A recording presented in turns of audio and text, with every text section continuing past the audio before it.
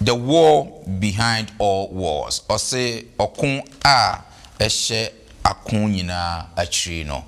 Abusiafo na otwe akọ apro abeto yembio saa na kota foforo nso asan abeto yembio yedi adusua foforo kra na yedi ebro kota emu nyinara yepese yenu esua the great controversy ose ntanta di kese no na adusua edi animu a yedi ebro no atifi asem no ose the war behind all wars anase okun a ehye akun nyina achiri no yebasisia.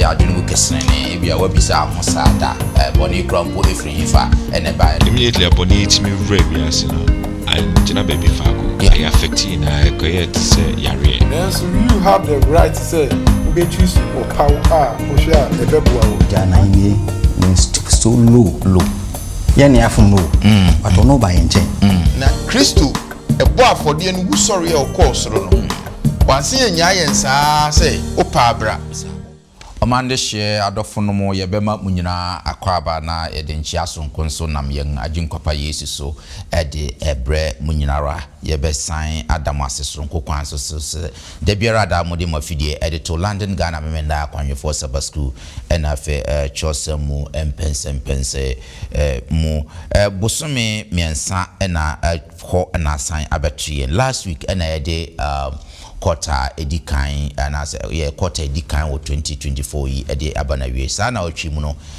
ye share quarter foforo ase kra maboafo no aye krado ye de adusua sonko kra nso na ye de bro the great controversy no kwasam sesa adusua we adusua bia ebeboa ye mpa yi ansa na meba beda ma boafo na di na afi ye de adusua no ahyehye so no ma yenkutie enwum emra.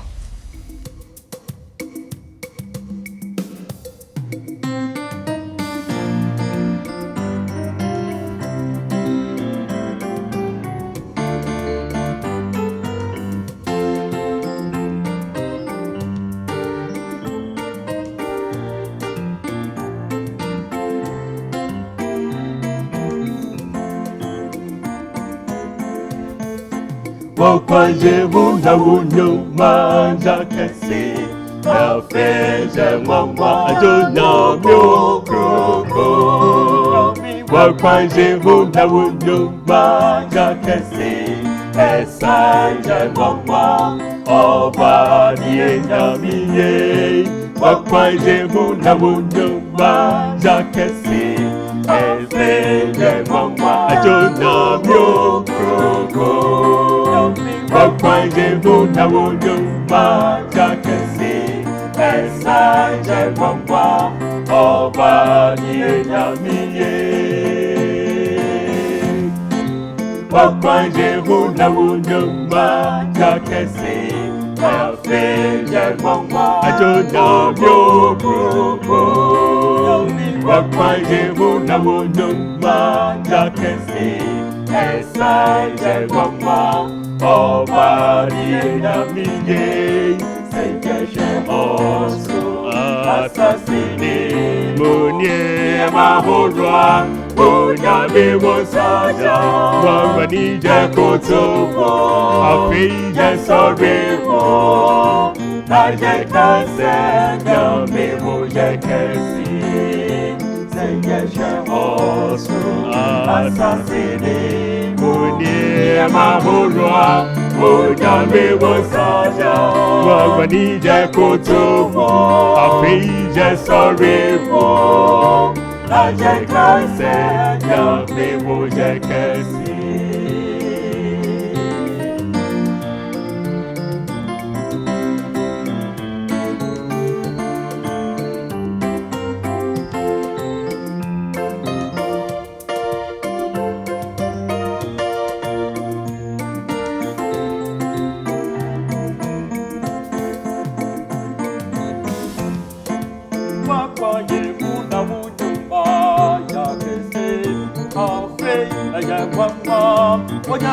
koko wakwaye wo wunyuma ya kese asa ya wawa owa hadiye nyamiye wakwaye muna wunyuma ya kese afe eye wawa wanyami koko wakwaye wo wunyuma ya kese asa ya wawa owa hadiye nyamiye seye hoso asasini mu niyamahudua unyame wonsaya yakutu wo wangwaniye yesori wo na yakasa nyame wo yakesi seye hoso asasini mu niyamahudua unyame wonsaya yakutu wo yesori wo na yakasa nyame wo yakesi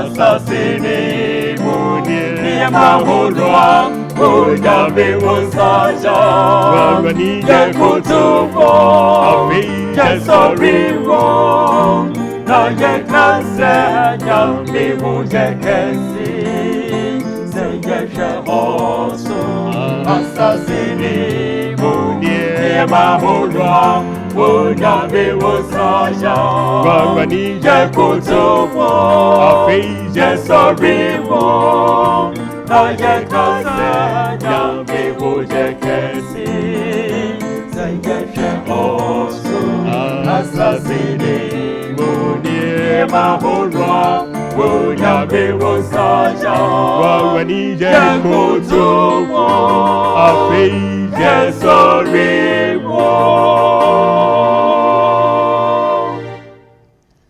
na yekase nyami mujekesi.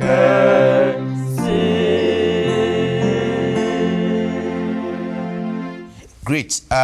Maboafo no ayekra de medi kankan but ma memfa asida pace mfa matre ABN TV Ghana sa adwuma ko yi eye TV adwuma ko a o mafa onyankopon asem dawro ebo ediko wiase afana anyina sa adwuma ko yi na so yasne ebo aye ma ye sa adwuma yi a omonso omode ko wiase afana anyina esro se wo hweyen na se wo mo bia o de bebo atre ABN na o ye de number no betu yemfoni na nifa na frɛ na obi beje wo so na kakra bia wo no odi aboatre ABN mifiri ho a na afi ye hwɛ Hope TV Ghana nso omofasa adwumadie yi ade ko wiase afa na nyinara sara na wo hwɛ ye na sɛ wo mo bia de bebo Hope TV a omonso fa na frɛ o number egu yemfoni na ni obi beje wo so na afi kakra bia betu no odi aboa Hope TV na afi so Hans TV nso wo brekum omonso omofasa adwumadie yi ade ko wiase afa na nyinara sɛ wo hwɛ na wo mboa bia opeso de boa Hans TV a wonso won number gu yemfoni na nifa na fa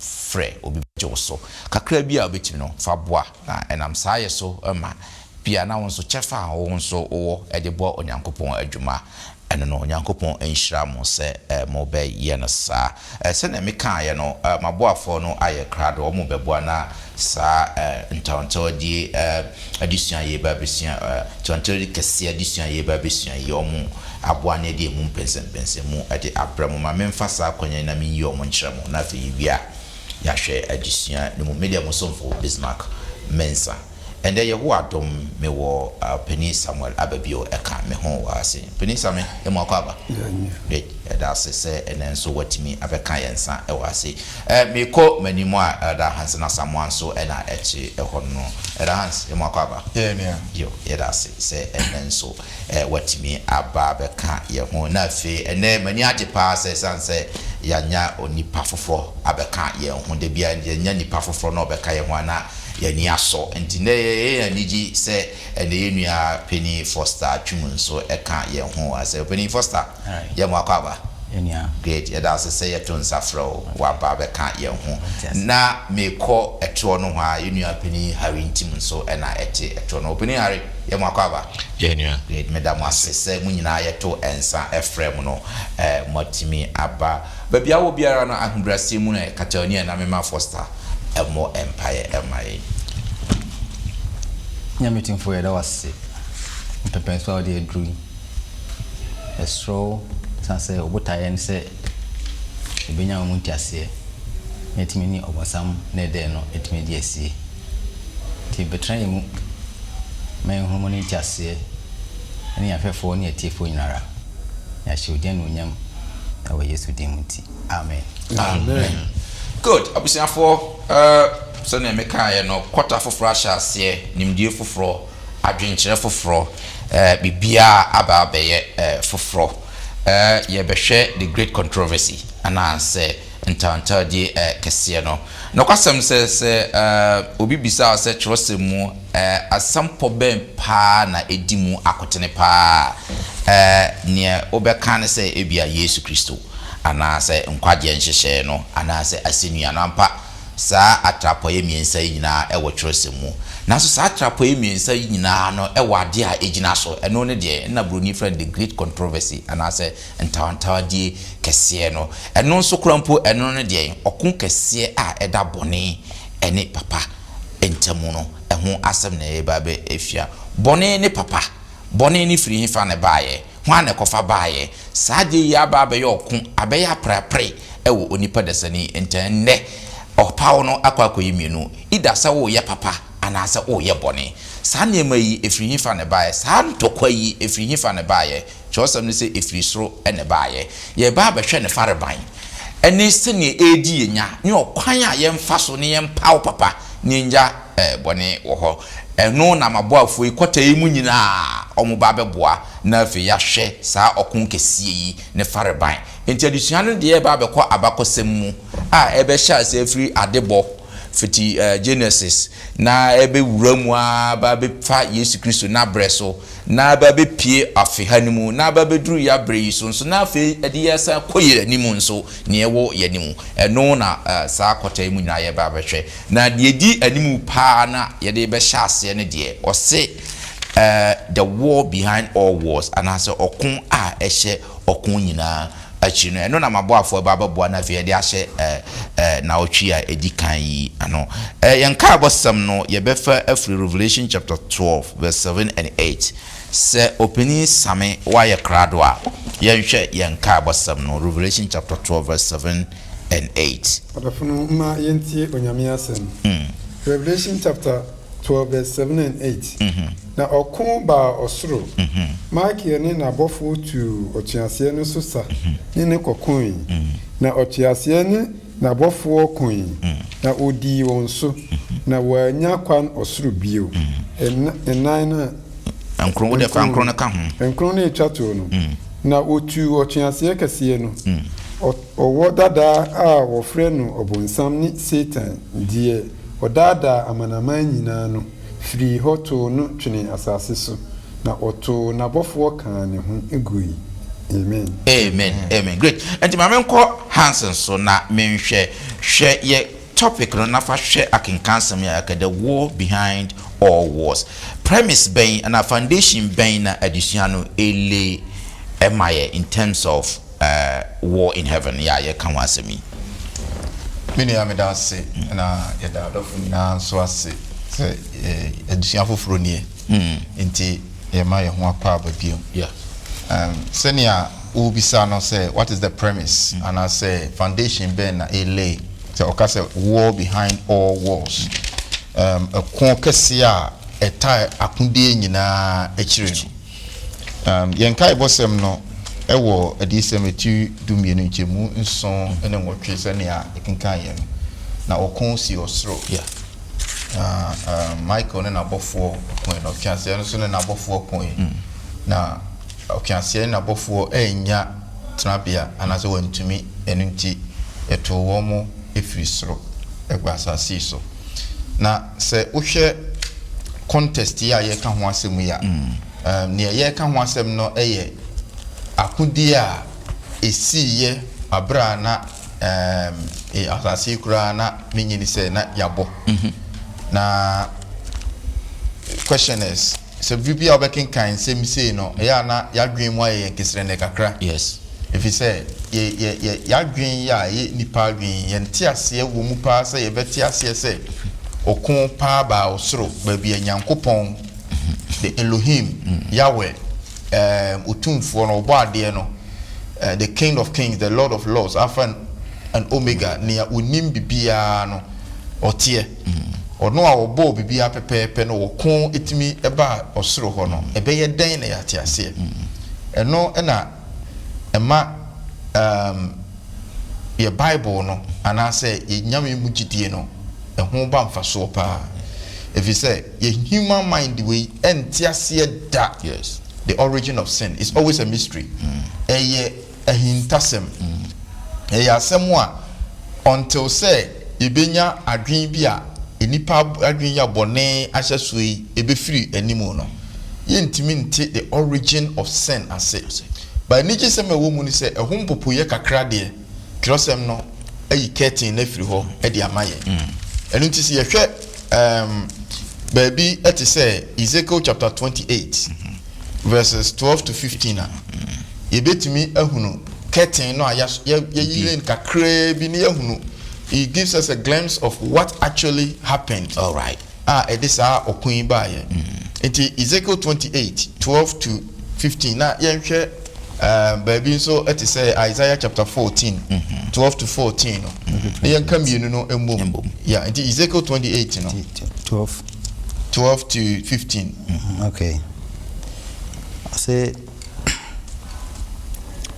na Nyankopɔn etru edimu na otie abodin abo nyina eyo nkata ho boja namwo akrabo ene borebo sikabrebo apopo bibirebo ene ahwehwebo hoabo nsramabo ne ahamurbo ene sika wo impintin ne boma esum sum wanim eda wobo wo na osiesie 14 woni kerob a wasra no a okataso na mede misi ho Nyankopɔn be pokronkron so na wo oja abo ntam na woninam na mfomso bia eni ho frida wobo wo a dikosi da uhunu mu mabusudie no 16 bojade dodo nti okay ya 15 no na ya Isaiah 14 12 to 14 so the phone ma yenti Isaiah 14 12 to 14 so den na ufri osoro ahwe ase aw nsonoma sremfo adechie ba otwa wo ahwe fam wo a wo bre amanaman ase no na wo die wo kan no wo akoma mu se osoro na mefro makro Nyankopɔn nsonoma no atifi na mema mahinwa no so asie na matena ahia bepo no so atifi fam asase atifi ano no hwa to mefro akɔ mununkum soro mia meye me hu se osoro ni ne emi ne kan den nyame asem no kwasem ne se akinka se mienu aye kan yi ni nyina eyi picture bi adi akire yen yes se na osoro eye pe onyame bo bibia pepe na boni ni ho nanso obi ana ye friend no Lucifer na oye ye de normal bodin ene bo no na ni tumi a ukura no na eye so powerful say osoro abofo no meka say second in command yeah if you say na Yesu na command ni nyina ewo no but say e ba say abofo no mu de no na edi abofo no nyina enim na eye den on say Isaiah kra no obisa question eye den na yakwe wa bafom if you say freestyle ye bo wo nyina na wo ye pe it is na make no say eye ya bibitimi originate wɔ ne mu ɛma ne kan sɛ I am jealous na mɛyɛ no ma me yɛ nyina de yɛ ntimi nkyerɛ isa but ne yɛtimi kyerɛ mu ne sɛ ɔma ne ho kwan ɛma saa thought no ɛba ne mu na thought ne ba ne nyɛ sɛ ba keke o ɔtoa so entertain thought na ma ne konyini wɔ ne mu ɛma afei deɛ ɔyɛ na dwen sɛ obetu nyame aheni agu na ɛyɛ den ɛne sɛ onyame bɔ yɛn no obo every free being be our the freedom of choice and emaye and into obo nsam so ka ho bi obofo bia wo reasoning power no o man freedom of choice or power to me eti to me anu otimi de power say medi nyame achi akosi awiye ana say meye we no na owo enye nu a nka na odo ni ho sa to me no na ono fa ne de a abofo a osoro abofo no emu nchichemu miensa mu baako 1/3 osan fa wo mu nyina eka ahomo mo nso kodi na chire enti we are looking at this war no a ehye akodie bia ekoso asase ase bia no asase su bia no na hyase ne farabai eno no ti yenhye ne nso se enye onyame na de evil bae onyame bo a perfect being but esan say o man no freedom of choice inti or choose near wope. Mama Sanka we say God had no choice than to give freedom of choice. That's right. Now onyame ni choice for bia anya san ko bebo yen say robot. Ko bebo obofo say robot. God had no choice. Enti ntimi fa blame ko nyame because they know obetumi awe anoyo ye no. Say obebo free being. Na omo na modoso adono. Na enye say obo robot to be a ono obetumi a control. Yeah. The ho ena sa okun eba yo me da se me da opening Harry nyame obo wade no odo ena ode bo nyama nyina nti odo mu no ena o mai freedom of choice yenka eso se nyame obo nipa no se obo ye se nenseso nti aniti no be boy yenti make choices yenti make decisions nti that was one of the basic thing or the most of his creatures say yeah human beings say it is one no choice a basic element of the mind nti out of that choice no and obini we can say abuse abuse no say the elder kind no because with me abuse choice no and ninsako kan bibi so a greed and pesem nkrunya se me peseminya and pride se me peseminya de na ninsa toso no wan free ho o manet na ni munyiye and enyi no na sama na different ideas these ideas no and addition chere say it developing into another decision say peseminya me free ho na me betina ho great ma share mu papa ye absiafo eya na etaya adwene mu kesene ebia wabisa ho saada boni krampo efrihifa ene ba ene maboafo no o mato omobo o ma achechire mu ede aman se onyankopon ankasa no oyodo the foundation of assassin or boy no odo ankasa enhye nim enti ba bia enhye wo no odo eni ho enti so oyodo dia na ni kwan se ohye onipa se onhye onipa nso dia na so omo onipa kwan se otimi pawo so omo onipa kwan se otimi pawo dia na chese niema mienu na obetimi apawo medinachi ana se medinachi na ode ne pawo na owo no e de ko pawo ne oye ya ema yenyina ya predicament ababedru se no se maboafo no acheche emu yie pa ama ada ho no afi yento aso na afi yenhwe o se Lucifer dada Christo di nkunim Lucifer deceives Christ prevails and also yenhwe Revelation chapter 12 verse 4 asem bi wo ho no ma me pese ye ka ho asem Revelation chapter 12 verse 4 na odinidua twen osoro nsroma nchichemu miensa mu baako na otutugu asase so na otiase no begina oba a orebewo no anim na se owo a wa menene ba no okay ehona esi because sa we no no ya kan wi an emi kan eden kakra enti no by eno ana wakare yahwo Sakin Kansem Revelation chapter 12 verse 4 we edien na denadi ache obunsam tumi a owo se odebe dada onipa na abofo no krampo o kan number otimi twen omo ede kan ho openi bio nya Bismarck me da sepa ni atifo nso da masese da moye asotie etie said the Hansen any year Harry Adinka Achremu hu Lucifer near Beshe Nakuma Mua inti a ma or power or no epeno. Na anam se ono so mpese ono nko ebe basa asiesu ntino otimi yusu ni nyansa ne ni hu nimdia ono so wono e de twen abofo ni bi eka no ho. Na said yedi nka kandada no osi oto no etwen asase so abofo no nchechemu miensa ene ka no ho baaye. Na oye na dwen se wabade a obedi wiase so.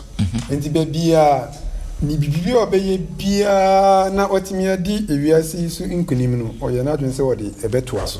Enti okoya to the sense even Yesu awo mu kra no oye na dwen se nka obeyi no afiri ho a trosem mu no yinim bebre dada. Na si yehwe nia akenka nsem a edika ho no edi maye no a osi onyankopon emaye nyina opese yetimi ede epaw bibi enti Moses breso okan bi o Exodus enwuma no mu Moses tuma Israel for no se ada se mu bedi machi ana se mu bedi obunsam yen kan se obunsam achi enti nia mo pen me de me fremu yese mu pa mu bedi machi Joshua nso ekan bi sa ema ohun se okona no ayedin betu onyankopon ene meboafo enti se mu pa ne se mu bedi achi a mumra embedi onyankopon achi but mne bia ne se onyankopon ade ne choice freedom of choice ama yeniti no omunyina etuma saa nso na yehwe Elijah ebre eso a oni Mountain Carmel omu ekoshia ya oni ba akonfo no ekosi akon no ono nso e declare mi hu se osese nyame etumi no na mobedi akire a moma ye momda menche se nyame etumi nso na mope ba akonfo no nso a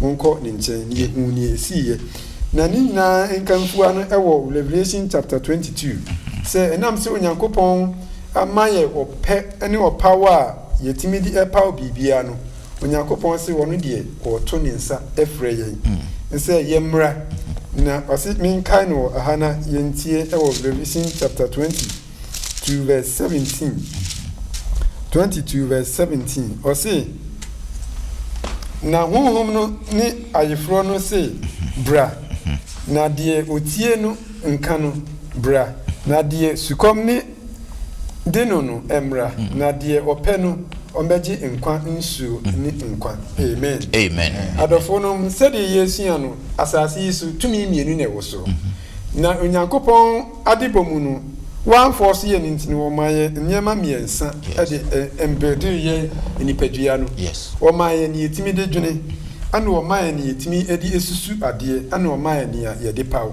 enti ye nyina ye wo hoyi no no matter what ye wo namfo ye wabusia etoro bia ebetimi anya sa nsusuye ni bebre ebeba yakwam but sidan kenyankopon se wodi adwene atu obiara etinimu sadia obunsam ye na adwene se na se Lucifer edi apobi tu abofo ni tinimu a otimi eyi bi baaye no obi nso betimi de apokro no abi aba wotinimu nanso you have the right to say ubechusu opaw a ohwe a ebeboa wo ada se ubechusu no akọ onyankopon afa na se ubechusu no akọ obunsam afa no ni de fana to yo me da say opening answer yo me da say opening nyamishira opa bebe se ne wachire modro mamifa we enso ne de ne so say the controversy no ayeka ho asem no ewiase nyina Kristosom nyina opia wo se ne awonte ase eyo wo mo na yen as memenda kwanwe for 7-day Adventist no yen ti ase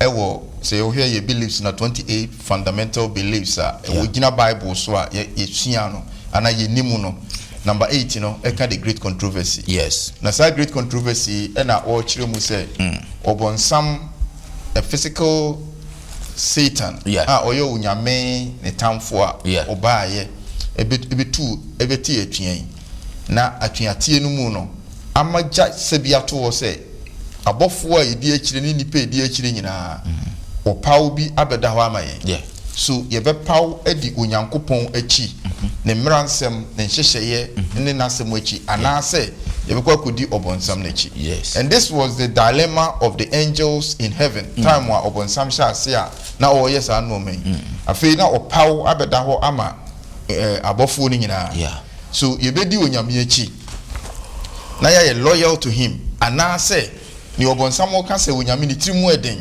yɛyɛ holy beings yɛyɛ free beings adenti na ɛsɛ yɛnya mmara as onyame ɔyɛ ɔhene na ɔhyehyɛ mmara ma yɛ. That was the conflict. Yes. Saying to quarrel ye physical, say no more to bomb, to no more king kind, and no yenim, but the enemy is physically no. There was a transfer. Say you know free or throw. That's right. The same thing goes to us today. Say and they okono that's also. The war still rages. Yes. Question is, would we follow God and His principles? And I say, we will follow Satan. Any normal what they have said if we are seeing. That's right. Maybe the essential operation can say be or Bible no more. Joshua can be. Yes. Elijah can be. Moses can be. Media near Mestre saying in our ibiti and say in this raging war of great controversy, you know. If you say within the controversy, and you say kunimdi, Homa, Yesu, and in a chidi force. Praise will be teaching your men and a principle. One could you open so much. Yo, me da say Penny Hansen say one Sammy say mo aboa yen sa afi do say asase abeka ho ana say asase beka ho yen hwe se ne no nso asase ye na ono nso obeka asa ekon eyi ho yen hwe Genesis chapter 3 verse 1 to 3 ye hwe akenkan sembe miensa e wa ha say Genesis chapter 3 1 to 3 na afi hwe Romans 3:23 na afi Romans 5:12 no yen hwe nsema e wo ho no mo. Genesis chapter 3 verse 1 to 3. Na owoye anitie chene wiremu modoma a awurade Nyankopɔn yo onina. Na obisa oba no se enti Onyankopɔn aka kyerɛ mu ampara se munni turo mu ha nyia nyina bi. Na oba no bua se turo mu ha nyia aba no yedi nanso dua a esi turo no mfinfin no aba no de Onyankopɔn aka sɛ munni bi nso mumfa mu nsa nka na mo anwu. Amen. Amen. Now share Romans chapter 3 verse 23 so a 3:23 asifi sɛ wonyina ayɛ bɔne isa na Onyankopɔn animonyam abɔ isa. Amen. Amen. Then Romans 5:12 and also 5 sin o wie no.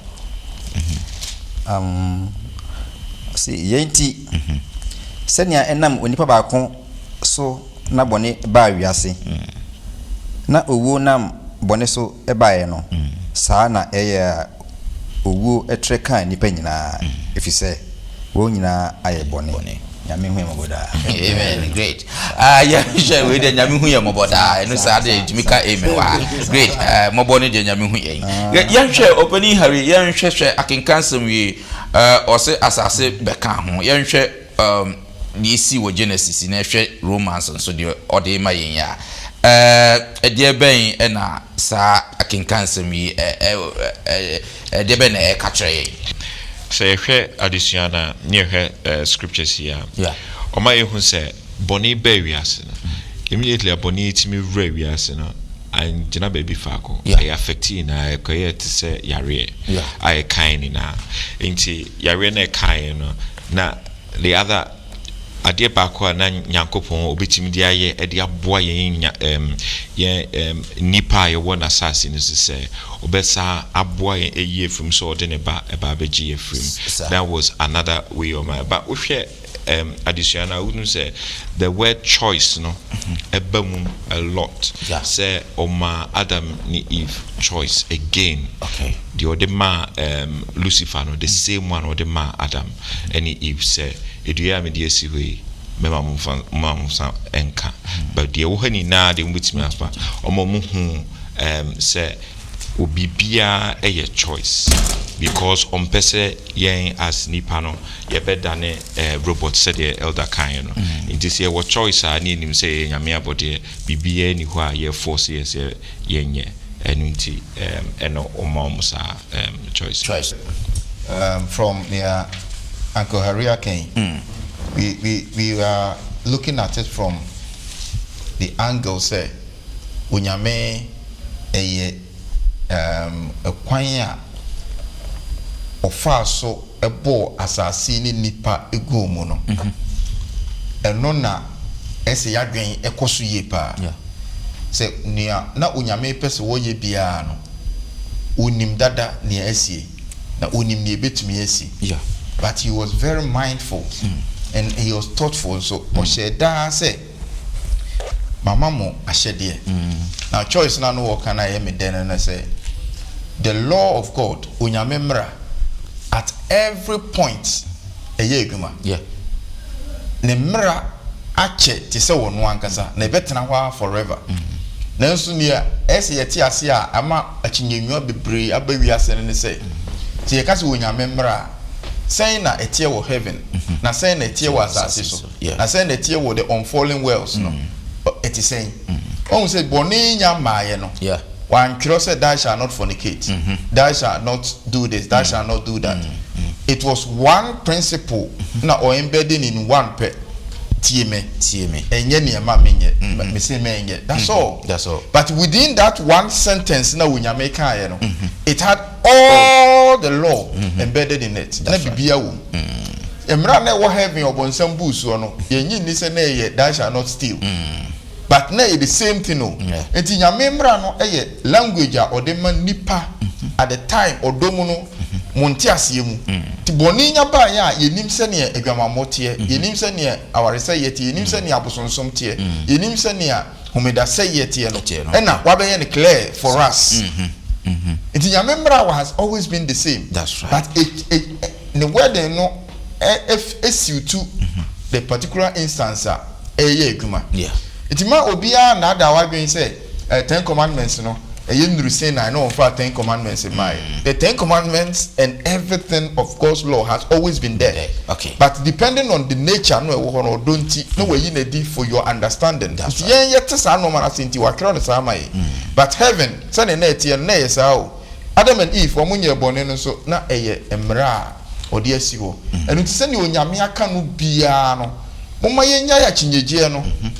Na yen logics ne normal na emra we kura ne hunhia maye na we nu nyame enu mu asem aka no ti yedi so a eboa ye maye nyankwa na ye ko obonsam nche yo me da se beli ya kakra bia na me so ye nuanom e de no so ye se ye hu se obonsam na ase Lucifer oba omunchen no na ope o madwen no ye ka se psychology for se ye pe obi na se talking therapy for see any obi di nkomo ne se wo pe bibi di aboa no a nsem a obi bisa no no a obeka kire no eno ana wo hwe so e di answer ne request ne ma no nti obonsam pese o fa kwai bi so e di nya wo mo nti no wa ma straight oji wo manu mu nsem ana wo sa e di enya wo mo the same way na ye nyina enso a ye wasasi so no baabi o bibia e won limit so wo kokoduru baabi na enu kwa se oto aso kwa mani ensi hwa wanhwe ya de ma wi enema bibie pi no e hwa na obonsam so enya akwanya nso ewo ebe fa ho yo madam asepa ma ya de abusiafo ya hye kota foforo ase se ne ye hwe no ye hwe okun na se okun a ehye okun nyina akun nyina achiri no eno na ye hwe the great controversy addition na ye no yes akota the first one na ye hwe ntawantawadi a ewo bone ne papa no ntemu no ne fareban na ye dikan wo sa papa ne bone ntokwa no ehye ase wo soro na ahonso wo ha ye defeat Satan ema Satan e de sa okun no e de ba asase so ase sa okun no de ba asase so ase wa be spread no ba Adam ne Eve so omonso opa kro na na wo omonso mantimi angina sa okun na no e na ama ende ye hawo ababeduru mpempenso adu yegusuara ye hwe ose na odo nya akwan bi ye hwe okwan a odo sa mpempenso ya beduri odo nya akwan eba mu Hebrews chapter 2 verse 9 na fe ya hwe Galatians 3:13 na fe 2 Corinthians chapter 5 verse 21 ye hwe odo nso okwan a ofa so no nso eba mu ne juma obedi wo honomo Hebrews chapter 2 verse 9. Dofun mama yentie onyame asem. Hebrews chapter 2 verse 9. Na de obre no asema no ka kakra bi na oto abofo na ono ni Yesu no yehunu se owuo ama ne hunu nti wode nonyam ni anidie abonu abotire na wafa Nyankopɔn adom so aka owuo ahwe ama onipa biara. Amen. Good. Now if you Galatians 3:13 also. Galatians chapter 3 verse 13. Galatians chapter 3 verse 13. Galatians chapter 3 verse 13. Galatians chapter 3 verse 13. Kasi wadi Kristo ye abusudie ma yen. Ama no ato yen afri mra no memu. Ifri se watwerɛ sɛ wadomi obiara oseni dia no so. That's right. 2 Corinthians chapter 5 verse 21 on so. 2 Corinthians chapter 5 verse 21 no. So can be bio ho. 2 Corinthians chapter 5 verse 21. Oma yentie onyame asem. Ifri se die onim bɔne no kɔde no ye bɔne ma yen. Na yaye Onyankopɔn tenene wo onum. Amen. Enti openi Foster yenhwe akenkansema ahodo miensan ya yakan na wohwe atifi asema so odo anya kwan bi okwan ben so na wohwa Yesu Kristo ebamu ewa hase yo openi ndase say I just say make kakra me say say obi a menya o time bi ma no e wo mfonso bi a oyɛ me nanka adisen o anka ma nyesa antia sa. That's right. It's say the intensity of love Yesu Kristo nyama great say me nyama me nia sa enuti odo love finds a way ya ebone aka asase nyina nse na onipa ne target a obonsam enti no bone aba nyame odo a me hu se odi kan eyi na dipa se okobo nkwadua na ho ban. Okay. Sasinka you we are forever ruined. That's right. Ayi ni bibia bio. Jesus Kristo anase Nyankopɔn bo dua na ho ban ema oyi efi edin trumo. Na pronouncement ne bae no. Amaso wu nko akeke. It goes with catastrophic events. Or how and amanipa FM. Na nyame nchade a ono ankasa ehu se obonefo no ebo yenko adu no ire fi Nyankopɔn to obonefo no twene ho no afi na experience gloomy atmosphere. Yes.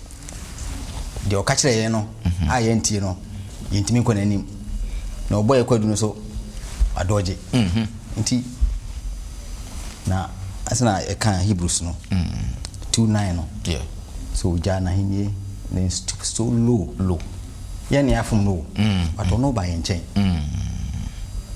ana be kire kwan nti enkwaje nhye odi ma yen say Yesu Kristo obeboti oba no asefo ani Yesu Kristo no. Yes. Obeboniti na onso aka yen nanti nti ne fulfillment no e ba bra na setrem ewo no asenia no so empo asenya so nsi say asenya no case ndo say impo uya impo asenya no so. Yes. Enti no amani hu a obefa mu atete ya ofa mu ana eboa ama yenso etimi aben no anka yeni chefa bia enuti ana mehu say ya fom no nanso he tried find means get closer to us. That's right. What I say. Yo. And you know, yes, so in ya, so them dikaka no. Send senko bia for me. Yes. Come their channel. Got their channel. And you as I say, obi said you be a so yere ukunu wadamfo unia whoever. Or say from so bonino and as do dia no. Ni mu hu say onipa no hia wo na so hia no. Tim so no. pache se de won so Yesu Kristo e da che ode che no yo me da say amen open foster why are there pa ma me nko Harry so na me ntie Harry the back up open foster there say yeah you heard title na o say odo enya kwan foforo e ka me de me hu say bia ke betumi afren ne say e bia odo no e my another choice. That's right. Nti we hwe Adam and Eve Yakopon mo choice no omo even so more abuses that choice no omo dwane kote nti hona na Yakopon hu say ade na me akote because they need another choice to come back to me. That's right. Tiere additionally ade okanya and ochre and say nyamema has so many choices and so many opportunities to come back to him. Yeah. So sabai be more another choice. How do you say a bed and a more bonny in a free ho and no sadi sacrifice it to her? Yeah, quite the same way we say your more opportunity say we person you bonny free who are bit made the sacrificial lamb. Yeah, quite audition anyway who say Jesus Christ so and one or sabe yeah and no crop we say abuse no or sad in a mind to or dono and Yakopon a train and when you see it immediately tray yen said yeah train. Amen. Amen. I mean, and come by extension, Pennyfour King, which is very well explained. And they say, or don't cry and shall see it.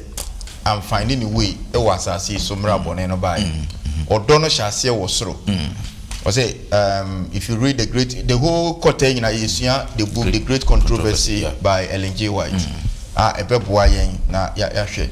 O say, sorry tia obon sam sorry tia ye no. Na Yesu e na wa sorry tia no. Na his perpetual divinity and I say ni dwumadi a wodie nyina wa sorry tia. So say Yakopon and Yesu in the council and on kronkron.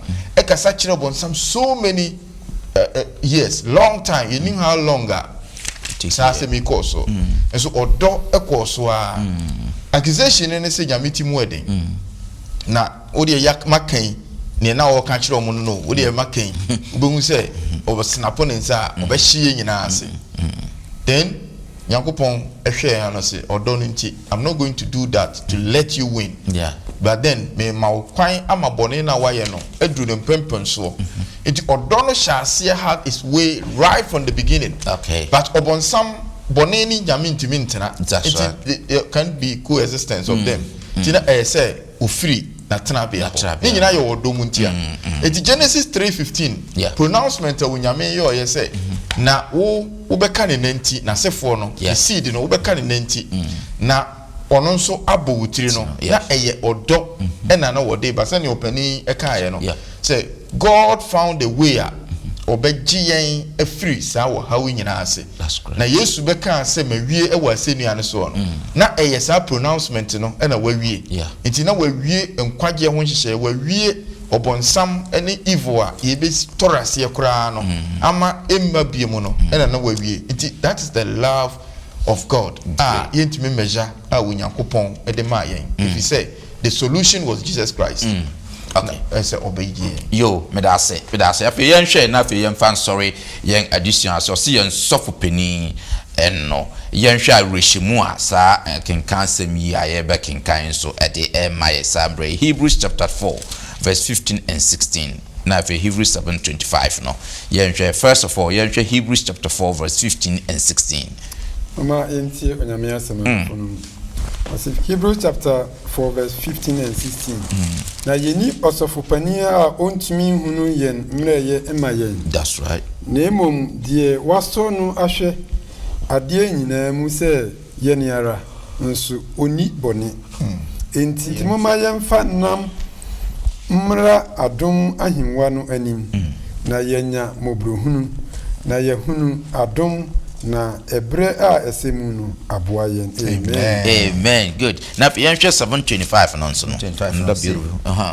Enti nso obetumi age won a onam ne so eba Yakopon che no kra. Ifise otiasida se obedi ama won. Amen.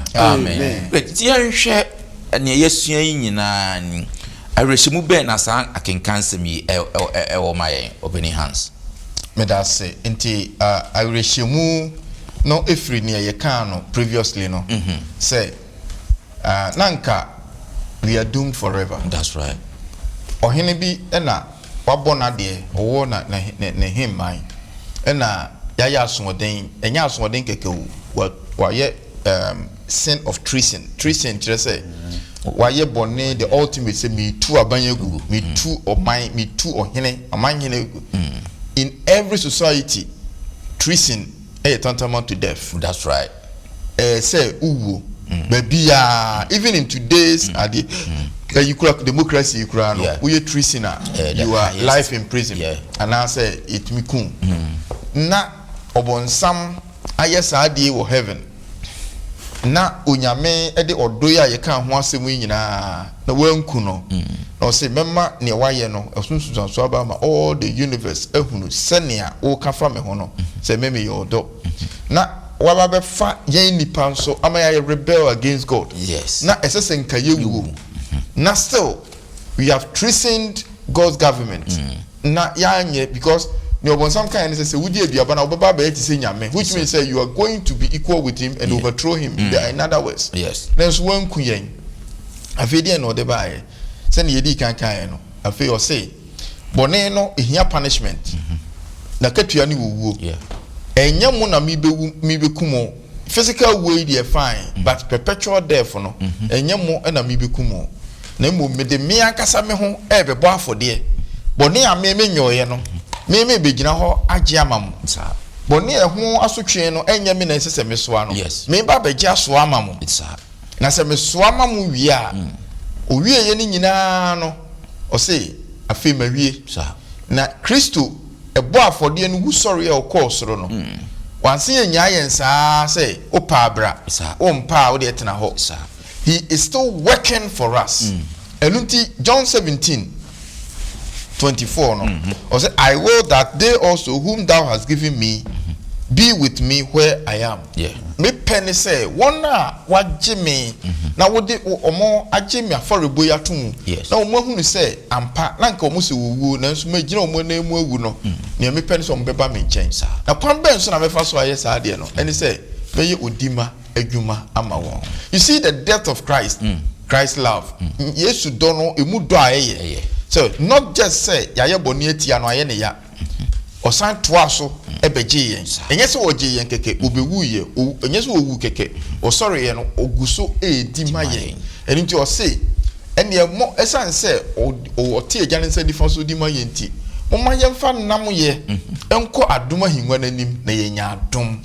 This means say Christ has not left us alone in our quest for salvation. Ono ankasa ye bibia provide amaye na onam so se osofopani a enne me ne o me sentisi abone amaye ne miguso ye ne meye menya ahunu papa bi ko nanim ko bisa ne se Awurade minti na wo hunu amani sei minti na wo ye we nyina fa cheme a ogina gya nanim ka se me ba no onsem fata de though he has sinned he has been pardoned in my blood. Eye meme moja mu na ye de apa no e de amanu bimbo na enam senti no me magina mu amanu kwaje and Jesus himself in the end no ono ano be ma yen saa abotire no akase upon ni obonsam de ba ya controversy or de ba ye nyina no Kristo medini sunkunim na medi amamema eti controversy na ye kan wasem no enne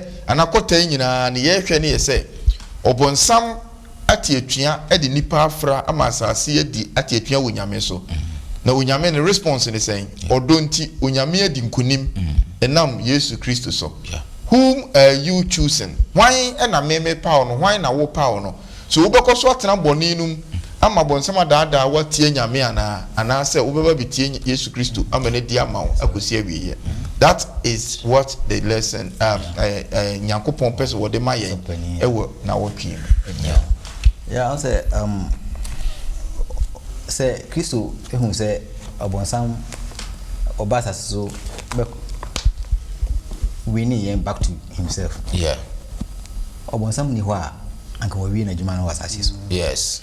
But obonsam ti asase so ntino Usua di emaye, yeah. So he has made it easy for us. Trying to make everything easy for us to win us back to him. What I say. In our lifetime, I was say obi bia unyaba yon from so. Yes. She say obeben. No winning back to Christ. Yeah. And for you yourself. Great. Me da sepa. Operator Harry, last comment na fe sorry so. Additionally chair say you bit me aban ho with confidence to come and ye bibia high bia ye de ban ho a obeje ye hwe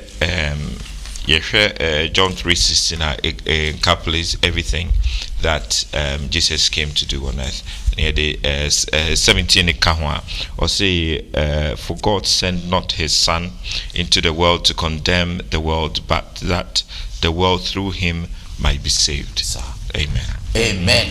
Great. Abusia for ye beda moase ye adusua no ahana ye de betre we ye adusua ni animu kra ye besua adusua kese pa efa ntanta di kese and the great controversy we de na bwase ya hwe ba bia bone efri ebaye ene tumi abonsam enya ye na otumi di deceive abofo ma odeba asase su ase ne okwan ofa so ebe deceive Adam ni Eve ma yenso ye beka sa okun na okun egusu a ene ye di aprapra ni okwan a Yesu Kristo nso fa so de odo edi odoba mu se ye opese ogi ye nkwanti ompese ye bese nti no onam odokwan so ama aya akwanya foforo se ye besan aba ne nchen ebio na face a Yesu Kristo ya ba ye sofopeni na odaswara odi ma ya dusia sakote mu nyinara ye ba befamu na mnimiye se ya hya ase yi wode wadwene ebedi adusia na chi se ne ebe ya ye konanim nyina na ye ntiase no emu ebie katwani bebia wo biara na mema openi same enhira so kra emaye defunu ma ye mompai nyankopon ya bankese de wase ewo odokura wada na di amaya ti asem yase sere wani di mse se wanya ye kwa amaya ni amfa yiti ampempem nemum no boni nyina echi no suma Yesu mane bewu agye yen kwa no nyina ekire odo ntra yesro se masa odo yenti ase yentimi extend ema afoforo nyina odi na otumi emunti amen.